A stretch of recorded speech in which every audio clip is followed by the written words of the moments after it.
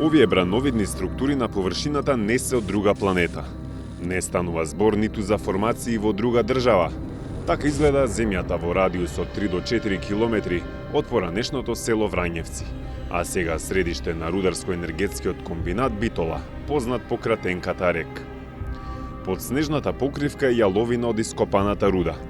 9 квадратни километри неупотреблива земја, ако не се спроведе ремедијација.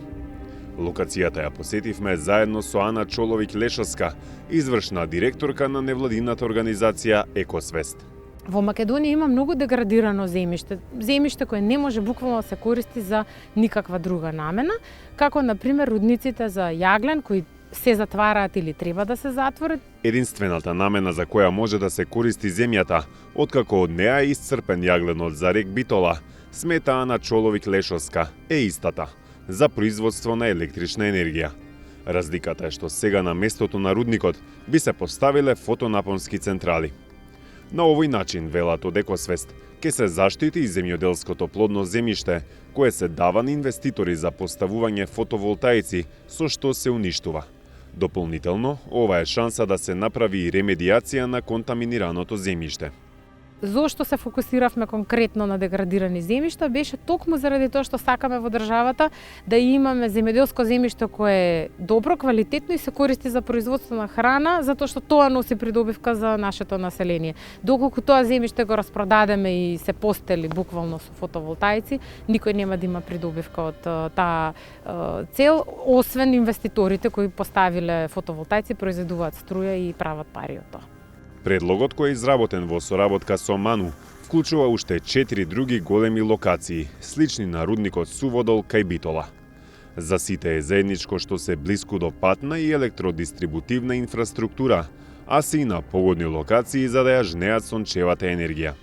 Со нашата идеја да се идентификуваат најдобрите можни рудници во првата фаза, дојдовме до една бројка на почетокот од 5 рудници, тоа се Саса, Дамјан, Пискупштина, Брод, Гнеотино и Суводол, како рудници кои се во државна сопственост, не се користат или ќе бидат во фаза на напуштање и кои се добри кандидати за вкупно 650 мегавати инсталирана мокност на фотоволтаични ветерни централи. Само за споредба, инсталираната мокност на рек Битола е 700 мегавати. Тоа значи дека поставувањето на фотоволтаици на местата на споменатите 5 рудници, и тоа само на деловите кои веќе се експлоатирани, во теорија може да генерира слична количина енергија. Велиме во теорија, бидејќи јагленот за загревање на водата во котлите на рек Битола може да се додаде по потреба, додека климатската состојба и сонцето се вон човечка контрола. Професорот во пензија од Природно-математичкиот факултет при УКИМ, Трајче Стафилов, кој е експерт во областа на загадување на животната средина со тешки метали, оди чекор понатаму.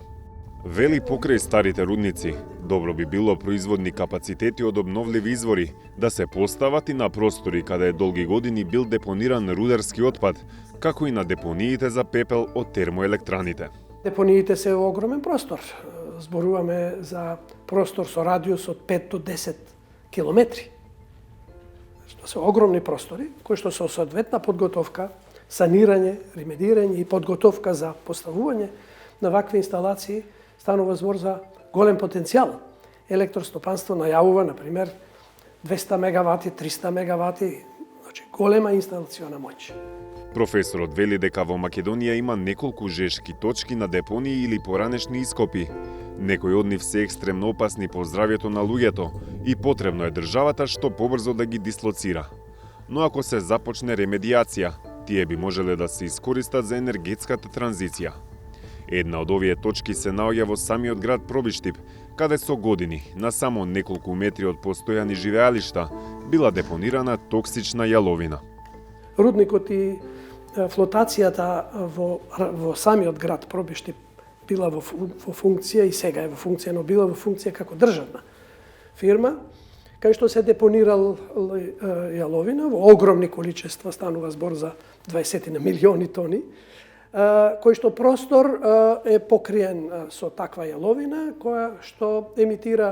од која што ветерот разнесува како прашина и целиот тој простор воздухот е загаден со честички кои што содржа тешки метали, ние тоа го утврдивме со поголем број на наши испитувања. Актуелните законски решенија ги обврзуваат концесионерите, кои да се, откако ќе завршат со експлоатација, да извршат ремедијација на земјиштето. Повеќе од очигледно е дека надлежните имаат кренато раце од спроведување на оваа мерка. Аргумент плюс дека ова решение е одржливо и корисно е тоа што во земјава веќе има еден ваков пример.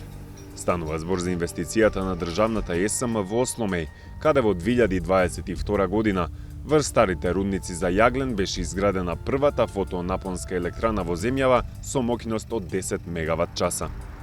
Тоа би требало да биде пример како да се искористат и останатите државни капацитети. Но за целиот процес да се забрза, а и да се отвори вратата за приватен капитал, потребно е да се надминат и одредени законски пречки. Од правен аспект потребни се измени на законот за минерални суровини. Клучно е да се сменат одредбите кои пропишуваат задолжителна рехабилитација и рекултивација на експлоатирана локација.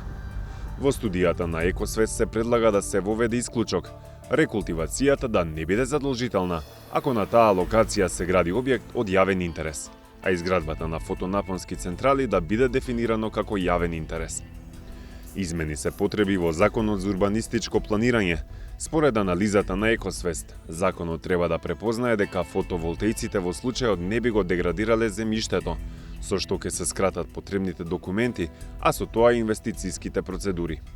За ова е потребен и нов национален просторен план, со што ќе се обезбеди правна сигурност во постапката на донесување просторни и урбанистички планови на хиерархиско пониско ниво. За да се донесат овие измени во законите, потребно е владата да ги предложи. Но кога поставивме прашања до нив за тоа дали се запознаени со овие предлози и дали планираат да предложат измени на законските решенија со кои ќе се олесни целиот процес, одговори не добивме. Дали надлежните ќе продолжат по зацртаниот пат кон зелената транзиција или пак барањата ќе останат декларативни и во периодот кој предстои. Во време кога развиениот свет се откажува од застарениот начин на производство на електрична енергија и се повеќе инвестира во нови обновливи извори, би било штета Македонија, која изобилува со сончеви денови, да не го искористи потенцијалот, без при тоа да се уништува плодното земјиште во држава која е и земјоделска.